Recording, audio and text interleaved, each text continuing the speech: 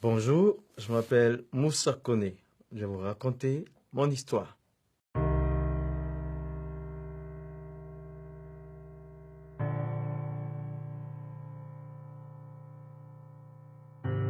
Mon père était un imam, mon grand-père était un imam, et moi j'ai été imam pendant 10 ans. Et j'étais l'assistant de mon père, qui était un missionnaire de l'islam. Et c'est lui qui m'a formé, m'a enseigné le Coran, et j'ai fini de lire les 114 chapitres pendant 5 ans, et on est revenu pour faire le tafsir, le sens de chaque mot, pendant 5 autres années. Et donc, mon père était pour moi un héros, je voulais lui ressembler, être un imam comme mon père, être un imam comme mon grand-père. Alors, il y avait cette question que j'ai posée à mon père. Pendant que nous lisons le Coran, si la mort intervient, est-ce que nous allons partir au paradis?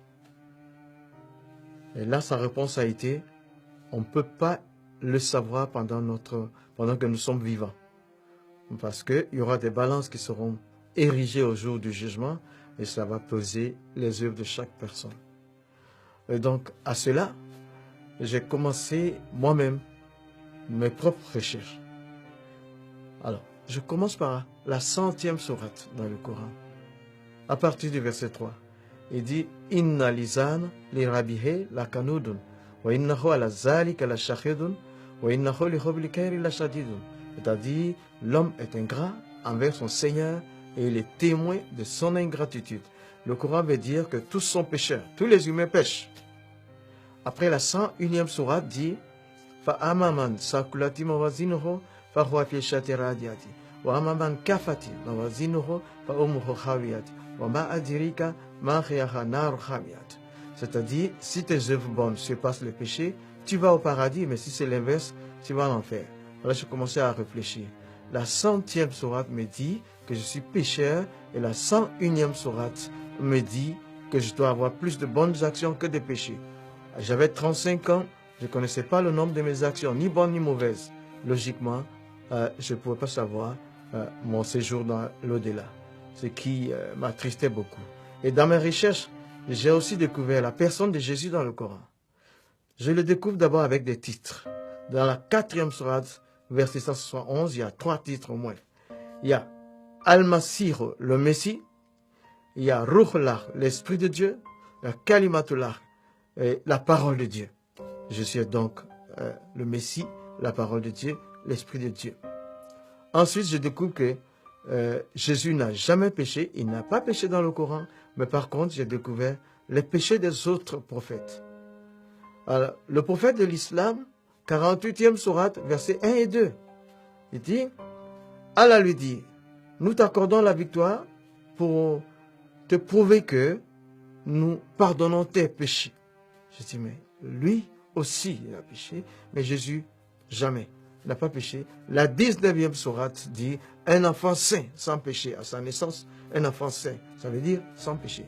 Alors, je découvre après que Jésus a été crucifié, mais la sourate 4 d'abord, au verset 156 et 158, rejette la crucifixion de Jésus.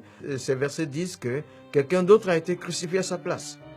Mais par contre, la 3e sourate, le verset 55, un dialogue entre Allah et son prophète Jésus, dans le Coran, il dit, Izikal Allah, Allah dit, Ya Isa, toi Jésus, Inni mutawafika, je te fais mourir, wa rafiuka, et je te lève à moi. Inni mutawafika, je te fais mourir, wa rafiuka, je te lève à moi. Il dit, quand un mort est élevé, c'est qu'il est ressuscité. Les deux verbes, mourir et ressusciter et élever, sont collés par une conjonction. Ça veut dire Jésus est mort et ressuscité. Mais moi, je voulais savoir de quelle mort il est mort. Et je prends donc le verbe qui a été traduit en français, mourir. Tawafa est le verbe là. Tawafa, la première interprétation donne mort violente. La crucifixion est une mort violente. Deuxième interprétation, mourir pour atteindre un but. C'était le cas pour la crucifixion. La troisième interprétation, c'est mourir pour payer une dette. Ce qui veut dire la crucifixion. Donc j'ai compris que Jésus est mort par crucifixion et ressuscité. Maintenant, après tout ça, j'avais une décision à prendre. Alors, je suis allé donc dans ma cabine, sachant que je ne pouvais pas de moi-même, je ne voulais pas quitté l'islam, mais je n'étais pas sauvé dans l'islam, dans le Coran. Donc, j'ai vu Jésus qui est au-dessus des autres. En ce moment-là, je devais prendre une décision. Mais j'ai interrogé Dieu. Je dis, je suis le 14e imam, depuis la génération de mon père. Et là, je sens que je ne suis pas sauvé. Je ne peux pas continuer à prier comme musulman, mais je ne peux pas devenir chrétien aussi. Donc, comme tu es Dieu, décide ce que tu veux. C'est en ce moment-là que, dans ma cabine, j'avais éteint la lumière.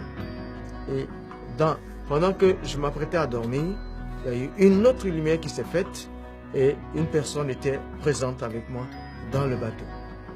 Et cette personne m'a juste dit, Moussa, tu as toutes les informations que tu veux. Prends ta propre décision. Et puis, il n'y avait plus de lumière, c'était les ténèbres. De nouveau, je l'ai cherché, je ne l'ai pas revu. Et donc, suite à tout ça, j'ai décidé de donner ma vie à Jésus. Parce que dans l'islam, selon le Coran, je n'étais pas sauvé. Et Jésus a des titres au-dessus des autres. Il n'a jamais péché. J'ai donc donné ma vie à Jésus en 1987. Et toi qui m'écoutes, quel que soit le pays dans lequel tu te trouves, là, quel que soit ton nom, un seul chemin pour aller au ciel, c'est Jésus. Il dit, Anna, moi, Hoa, je suis, Tariq, le chemin, Wal Haq, la vérité, Wal Hayat, la vie, Leza Ahad, pas un seul. Il a Ani, qui ne vienne à moi, il a Abi, ne peut arriver au Père. Donne ta vie à Jésus, tu seras sauvé. Il va laver tes péchés. Donne ta vie à Jésus, tu connaîtras le paradis.